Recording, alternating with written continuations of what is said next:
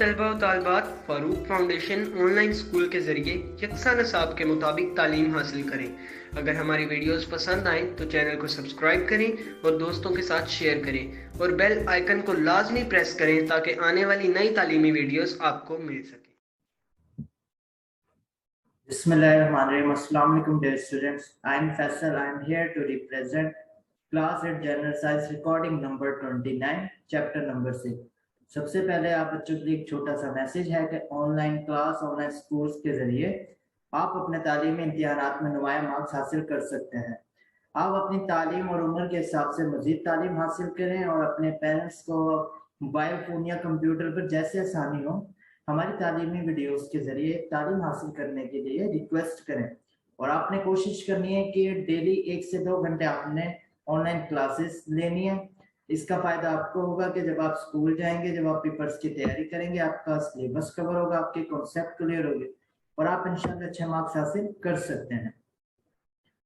आप ये तालीमी वीडियोस हमारे प्लेटफॉर्म पर फ्री ऑफ कॉस्ट बगैर किसी फीस चार्जेस से मुफ्त तालीम हासिल कर सकते हैं। तमाम सब्जेक्ट्स की तमाम क्लासेस की तालीमी वीडियोस हमारे प्लेटफॉर्म पर अवेलेबल है। YouTube channel Farooq foundation online school के चैनल से आप तमाम तालीमी वीडियोस से तालीम हासिल कर सकते हैं। आज हम अपना लेक्चर स्टार्ट करते हैं रिकॉर्डिंग नंबर 29। लास्ट टाइम जो हमने डिस्कस किया था कि एसिड्स होते क्या है, कि ऐसे सब्सटेंसेस जो कि हैव सोर टेस्ट, जिनका टेस्ट सोर हो, वो क्या कहलाते हैं, एसिड्स कहलाते हैं। फिर हमने उनकी कुछ प्रॉपर्टीज डिस्कस की थी बच्चों। उसके में एक प्रॉपर्टी ये थी कि ये जो एसिड्स होते हैं ये ब्लू लिटमस सॉल्यूशन, यानी ब्लू कलर का जो लिटमस सॉल्यूशन होता है, इंडिकेटर जो होते हैं, वो उसको किस में कन्वर्ट कर देता है, रेड लिटमस सॉल्यूशन के अंदर। यानी अगर मैं इसके अंदर एसिड डालता हूं तो एसिड क्या करेगा, ये जो ब्लू लिटमस सॉल्यूशन है उसको किस में कन्वर्ट कर देगा बच्चों, रेड लिटमस सॉल्यूशन के अंदर कन्वर्ट कर देगा। तो यही उसकी प्रॉपर्टी हमने देखी थी कि वो ब्लू लिटमस सॉल्यूशन को या मिथाइल ऑरेंज को एसिड किस कलर में कन्वर्ट करता है, रेड कलर के अंदर हम क्या कहते हैं, इसे कन्वर्ट कर देता है। तो ये एसिड्स के जो प्रॉपर्टी थी जो मैंने इसको दिखा दी कि ये रेड लिटमस सॉल्यूशन है, ब्लू लिटमस सॉल्यूशन है। अगर ब्लू लिटमस सॉल्यूशन को अगर एसिड डालते हैं ब्लू लिटमस सॉल्यूशन के अंदर तो वो किस में कन्वर्ट कर देता है, उसे रेड में कन्वर्ट कर देता है। नेक्स्ट हम अपनी एक और न्यू प्रॉपर्टी थर्ड प्रॉपर्टी भी हो गई थी, फोर्थ प्रॉपर्टी भी हमने डिस्कस कर ली थी, फिफ्थ कि किस तरह हाइड्रोजन गैस हमें पता चलता है कि हाइड्रोजन गैस रिलीज हो रही है तो सोप बबल्स होते हैं, उसके अंदर वो हाइड्रोजन गैस क्या हो जाती है, ट्रैप हो जाती है, फिल हो जाती है, जिससे वो जो सोप के बबल्स है उसमें बर्निंग का चांस ज्यादा हो जाता है। तो हमारा जो नेक्स्ट प्रॉपर्टी है सिक्स, वो कहता है एसिड्स रिएक्ट करते हैं विद मेटल कार्बोनेट्स, कि मेटल कार्बोनेट्स के साथ एसिड्स क्या करते हैं बच्चों, रिएक्ट करते हैं। एंड मेटल हाइड्रोजन कार्बोनेट्स, और जो मेटल हाइड्रोजन कार्बोनेट्स हैं उनके साथ भी क्या करते हैं, रिएक्ट करते हैं और टू लिबरेट कार्बन डाइऑक्साइड, और क्या रिलीज करते हैं, कार्बन डाइऑक्साइड। यानी जो एसिड्स होते हैं वो रिएक्ट करते हैं मेटल कार्बोनेट्स, मेटल के कोई कार्बोनेट्स हों, एंड मेटल हाइड्रोजन कार्बोनेट्स, और मेटल हाइड्रोजन कार्बोनेट्स जैसे कंपाउंड्स के साथ एसिड्स रिएक्ट करते हैं और बदले में उसमें क्या नतीजा हमें क्या मिलता है, क्या कौन सी गैस रिलीज होती है, कार्बन डाइऑक्साइड। मिसाल दिए, एग्जांपल है कि calcium carbonate, this is calcium carbonate. अगर कैल्शियम कार्बोनेट को मैं रिएक्ट करवाता हूं HCl के साथ, जो कि क्या है, मिनरल एसिड है, हाइड्रोक्लोरिक एसिड जिसे कहते हैं, कैल्शियम कार्बोनेट को हाइड्रोक्लोरिक एसिड के साथ मैं रिएक्ट करवाता हूं, उसके ये दोनों आपस में रिएक्ट करने के बाद कौन सा कंपाउंड बनता है, कैल्शियम क्लोराइड बनता है, ठीक, वाटर प्रोड्यूस होता है और कौन सी गैस रिलीज होती है, कार्बन डाइऑक्साइड। यानी एसिड्स को अगर मैं कैल्शियम कार्बोनेट, कैल्शियम क्या होती है, मेटल है, ठीक है, तो मेटल के कार्बोनेट्स, कैल्शियम कार्बोनेट हो गया, मैग्नीशियम कार्बोनेट, सोडियम, इस तरह के जो मेटल के कार्बोनेट है, अगर मैं उनके साथ रिएक्ट करवाता हूँ कोई भी एसिड को, यहाँ पर हम हाइड्रोक्लोरिक एसिड की बात कर रहे हैं, तो हमें क्या कौन सी चीजें प्रोडक्ट मिलती है, अगर कैल्शियम कार्बोनेट है तो कैल्शियम क्लोराइड मिलेगा, ठीक है, फिर वाटर प्रोड्यूस होता है, वाटर के साथ साथ कौन सी गैस रिलीज होती है, कार्बन डाइऑक्साइड। तो ये एक और प्रॉपर्टी है, आप कह सकते हैं कि एसिड रिएक्ट करता है मेटल कार्बोनेट के साथ और मेटल हाइड्रोजन कार्बोनेट के साथ। नेक्स्ट हम स्लाइड देखते हैं पेज नंबर 82 पे। अब है मेटल हाइड्रोजन कार्बोनेट के साथ। अब सोडियम मेटल है, H हाइड्रोजन है और CO3 कार्बोनेट है। तो सोडियम हाइड्रोजन कार्बोनेट, जिसे हम कहते हैं metal hydrogen carbonate, sodium hydrogen carbonate को मैं एसिड के साथ रिएक्ट करवाता हूँ। अब यहाँ पर कौन सा एसिड लिया है? Acetic acid. ये भी एसिड है, तो ये एसिटिक एसिड लिया मैंने, तो इसको हम दोनों को मैंने रिएक्ट करवाया। उसके नतीजे में क्या, कौन सा साल्ट प्रोड्यूस हुआ? सोडियम एसिटेट मिला मुझे, वाटर मिला, और कौन सी गैस रिलीज हुई? Carbon dioxide. यानी एसिड कार्बोनेट्स के साथ, मेटल कार्बोनेट्स या मेटल हाइड्रोजन कार्बोनेट्स के साथ रिएक्ट करेगी तो कार्बन डाइऑक्साइड गैस रिलीज होगी। ये एसिड की प्रॉपर्टी है।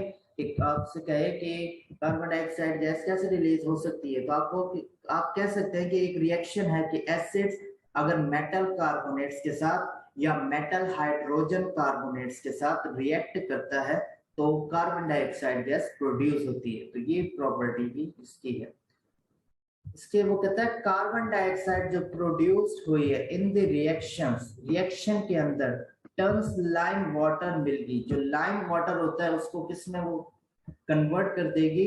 मिल्की कलर में, जिससे हम कह सकते हैं कि कार्बन डाइऑक्साइड गैस प्रोड्यूस हुई। अगर लाइम वाटर मिल्क की फॉर्म में कन्वर्ट नहीं होता तो हम कहेंगे कि कार्बन डाइऑक्साइड गैस प्रोड्यूस नहीं हुई है। दिस इज अ टेस्ट, ये एक टेस्ट है for identification of carbon dioxide. तो कार्बन डाइऑक्साइड गैस को आइडेंटिफाई करने, यानी मैं आपको एक लाइम वाटर दे देता हूँ और मैं कहता हूँ कि बताओ इसमें कार्बन डाइऑक्साइड गैस प्रोड्यूस हुई है नहीं। अगर आप उस एक्सपेरिमेंट के दौरान वो जो लाइम वाटर है वो मिल्की फॉर्म में कन्वर्ट हो जाता है, मिल्क की शेप के अंदर कन्वर्ट हो जाता है, तो आप कहोगे सर यहाँ पर कार्बन डाइऑक्साइड गैस प्रोड्यूस हुई है। अगर वो लाइम वाटर कन्वर्ट नहीं होता मिल्की फॉर्म में तो आप कहोगे सर कार्बन डाइऑक्साइड गैस इस प्रोसीजर में प्रोड्यूस नहीं हुई।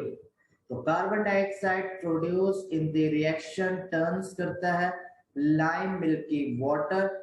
This is a test for identification of carbon dioxide gas. यही टेस्ट है कार्बन डाइऑक्साइड की आइडेंटिफिकेशन के लिए। ये देखो टेस्ट ट्यूब है, ये इसमें एसिटिक एसिड जो विनेगर से हमने लिया वो डाला है, इसके अंदर हमने डाला sodium hydrogen carbonate, baking powder हमने क्या किया? यूज किया। अब क्या किया है यहाँ से, जब हम सोडियम हाइड्रोजन कार्बोनेट का एसिटिक एसिड से रिएक्ट करेंगे तो हमें पता है कार्बन डाइऑक्साइड गैस रिलीज होगी, तो ये बबल्स से बनेगा एफर्वेसेंट और ये गैस कार्बन डाइऑक्साइड ऐसे मूव करके वाटर में। अब ये लाइम वाटर है, अब कार्बन डाइऑक्साइड गैस अगर प्रोड्यूस हुई तो carbon dioxide water lime water को किस में कन्वर्ट कर देगी? मिल्की फॉर्म में। तो ये मिल्की शेप बन जाएगा, मिल्की कलर का ये हमारे पास सोल्यूशन बन जाएगा। तो ये हम कहेंगे कि कार्बन डाइऑक्साइड गैस प्रोड्यूस हुई है। अगर ये मिल्की टाइप में नहीं बनता ये वाला लाइम वाटर तो मैं कहूंगा कि ये रिएक्शन या सही तरह हुआ नहीं, ये सही तरह ये प्रॉपर तरीके से ये हुआ नहीं, जिसके नतीजे में कार्बन डाइऑक्साइड गैस नहीं प्रोड्यूस। नेक्स्ट प्रॉपर्टी है इसकी, सेवंथ प्रॉपर्टी है एसिड्स जो होते हैं वो रिएक्ट करते हैं बेसिस के साथ। अभी जो बेसिस हम आगे पढ़ेंगे वो कहता है एसिड्स रिएक्ट करते हैं बेसिस के साथ टू फॉर्म साल्ट बनाते हैं और वाटर बनाते हैं। ये कहीं भी चले जाएंगे, एक है कि एसिड अगर बेस के साथ रिएक्ट करेगा तो क्या बनाएगा? साल्ट बनाएगा। नंबर 2 वाटर बनाएगा। ये समझे यूनिवर्सल है कि एसिड रिएक्ट करता है बेसिस के साथ to form salt and water. This process is called neutralisation. इसी प्रोसेस को हम क्या नाम देते हैं? न्यूट्रलाइजेशन। यानी एसिड और ये एसिड और ये बेस, इसके रिएक्ट करने से सॉल्ट और वाटर प्रोड्यूस होता है। इस प्रोसीजर को, इस प्रोसेस को हम क्या नाम देते हैं? Neutralisation reaction. यानी न्यूट्रलाइजेशन रिएक्शन ऐसा रिएक्शन जिसमें साल्ट और वाटर प्रोड्यूस हो बाय कंबाइनिंग एसिड और बेस। तो सल्फिएस H2SO4 सल्फ्यूरिक एसिड है, ये एसिड हो गया। सोडियम हाइड्रोक्साइड बच्चों बेस होती है, ठीक है। ये देखो ये OH ये देगी, प्रोड्यूस करेगी। हमने ये कहा था ना, जब ये एक्वा सोल्यूशन में जाते हैं तो OH प्रोड्यूस करती है बेस, तो ये वाला OH ये क्या करेगी, प्रोड्यूस। जबकि H2SO4 में एसिड में हमने कहा था जब ये एक्वा सोल्यूशन में जाता है तो कौन सा आयन प्रोड्यूस करता है, ये प्रोड्यूस करता है H पॉजिटिव। ये हमारा एसिड हो गया, ये हमारा बेस हो गया। जब एसिड और बेस रिएक्ट करेंगे तो क्या पहले नंबर पे तो साल्ट मिलेगा, ये सोडियम सल्फेट, ये साल्ट है। उसके बाद हमें दूसरे नंबर पे क्या चीज प्रोडक्ट मिलेगी, वाटर, ये वाटर मिलेगा। तो एसिड और बेस जब आपस में रिएक्ट करते हैं तो उसके नतीजे में हमें साल्ट मिलता है जो कि सोडियम सल्फेट की फॉर्म में, और उसके अलावा क्या मिलता है, वाटर मिलता है। जब भी एसिड और बेस रिएक्ट करेंगे सॉल्ट और वाटर प्रोड्यूस होगा। नेक्स्ट हम मूव करते हैं यूजेस ऑफ एसिड, कि एसिड्स का इस्तेमाल कहाँ कहाँ किया जा सकता है या हो रहा है। A very brief idea of the uses of mineral acid। अब एक्चुअली वो मिनरल एसिड्स की बात कर रहे हैं, जो मादनियात से हम एसिड निकाल रहे हैं कि वो कहाँ कहाँ यूज हो रहा है। पहले नंबर पे है हाइड्रोक्लोरिक एसिड। अब कहता है जिसे हम HCl भी कहते हैं, HCl, ठीक हो गया। हाइड्रो H से और क्लोरिक क्लोरीन से, hydrochloric acid. HCl is used, कि HCl या hydrochloric acid is used for cleaning rust को क्लीन करने के लिए from the surface of metals, यानी मेटल की सरफेस पे जंग लग गया, रस्ट लग गया, उसको साफ करने के लिए हम क्या यूज कर सकते हैं, HCl, हाइड्रोक्लोरिक एसिड हम यूज करते हैं। सेकंड है for purification of common salt sodium chloride, कि जो सोडियम क्लोराइड है उसकी प्यूरिफिकेशन में, कि प्योर फॉर्म में हमें मिले, उसमें भी हम हाइड्रोक्लोरिक एसिड का इस्तेमाल करते हैं। थर्ड इसका यूज है to make aqua regia 3HCl plus HNO3। ये aqua regia used to dissolve noble metals such as gold, यानी गोल्ड, ये सोना वगैरह के ये जो मेटल्स को डिसॉल्व करने के लिए, हल पजीर करने के लिए, तो हम HCl यूज करते हैं क्या बनाने के लिए, एक्वा रेगिया बनाने के लिए। इसका फॉर्मूला है 3HCl plus HNO3। जब ये दोनों आपस में कंबाइन करते हैं HCl नाइट्रिक एसिड के साथ तो ये एक्वा रेगिया बनता है। और ये किस लिए यूज होता है, टू डिसॉल्व नोबल मेटल्स को डिसॉल्व करने के लिए, जैसे गोल्ड हो गया। नेक्स्ट है for making glucose from starch, कि ग्लूकोज है बना, फॉर मेकिंग ग्लूकोज बनाने के लिए किससे, स्टार्च से ग्लूकोज बनाने के लिए हाइड्रोक्लोरिक एसिड का हम क्या करते हैं बच्चों, इस्तेमाल करते हैं। स्टार्च से ग्लूकोज हासिल करने के लिए या बनाने के लिए हाइड्रोक्लोरिक एसिड यूज होता है। नेक्स्ट है for the proper digestion of food in our stomach. ये हमने अभी बात की थी लास्ट लेक्चर में कि हमारा जो स्टमक है उसके अंदर भी क्या होता है, हाइड्रोक्लोरिक एसिड होता है, और उसका काम क्या होता है कि वो डाइजेशन करता है प्रोटीन की। और ठीक है, तो वो यही कह रहा है for the proper digestion of food in our stomach we use hydrochloric acid. Clear हो गया। हाइड्रोक्लोरिक एसिड के ये 5 यूजेस हैं, आपने इनको याद कर लेना है। टेस्ट में या पेपर में आपसे पूछा जा सकता है कि हाइड्रोक्लोरिक एसिड कहाँ यूज होता है, तो आपने इस तरह आपने बताना। नाइट्रिक एसिड की बात करें, नेक्स्ट एसिड है हमारे पास नाइट्रिक एसिड, कि ये कहाँ यूज होता है। नाइट्रिक एसिड इज यूज, ये यूज होता है in the manufacture of fertiliser में, कि फर्टिलाइजर्स में जो खादे वगैरह बनाते हैं इनमें नाइट्रिक एसिड हम यूज करते हैं। लाइक अमोनियम नाइट्रेट आपने सुना होगा, खाद की बोरियों में अमोनियम नाइट्रेट का लफ्ज आपने अक्सर सुना है। तो नाइट्रिक एसिड यूज होता है इन द मैन्युफैक्चरिंग या फर्टिलाइजर्स की मैन्युफैक्चरिंग में, लाइक अमोनियम नाइट्रेट, खादे बनाने के लिए नाइट्रिक एसिड हम यूज करते हैं।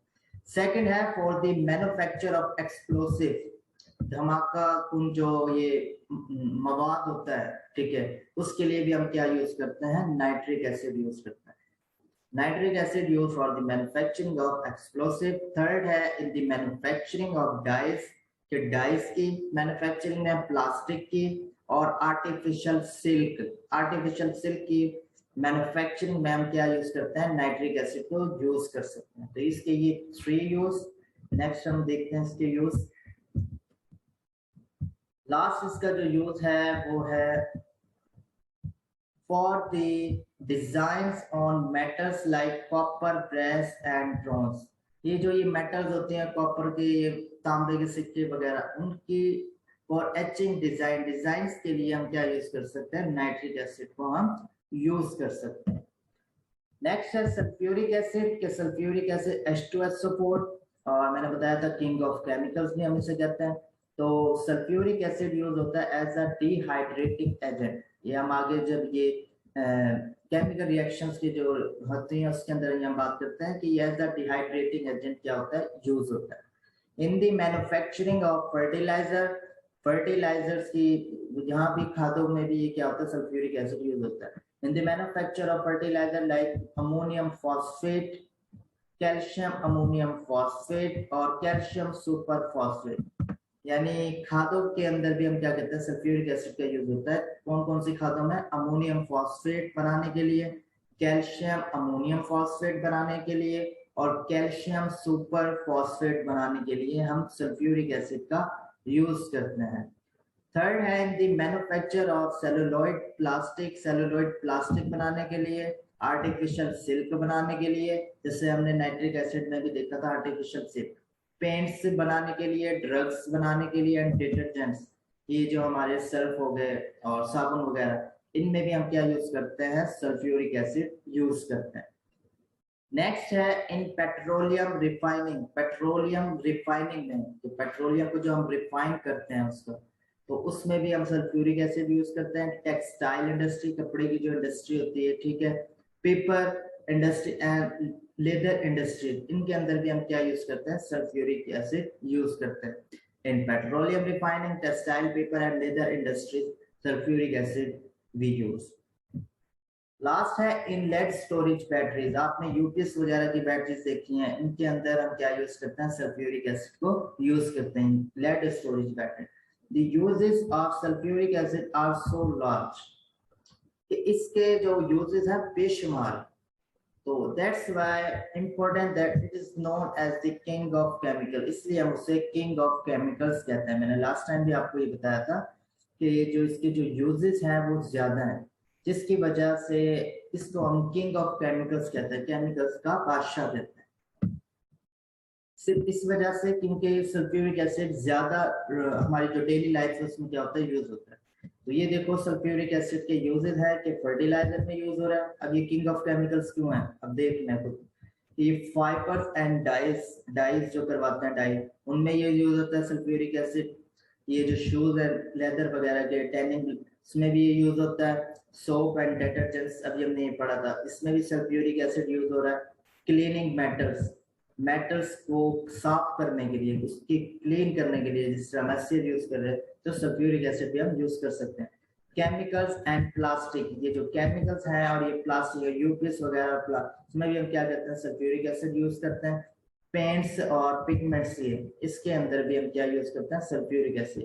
तो बेशुमार इसके यूजेस हैं, जिसकी वजह से हम इसे किंग ऑफ केमिकल्स कहते हैं। एमसीक्यू भी आ सकता है कि who is the king of chemicals, तो आप जैसे सल्फ्यूरिक एसिड, ठीक है, what is the king of chemicals, तो ये चीज पेज नंबर 84 पे एसिटिक एसिड का हमने यूज देखा है कि एसिटिक एसिड।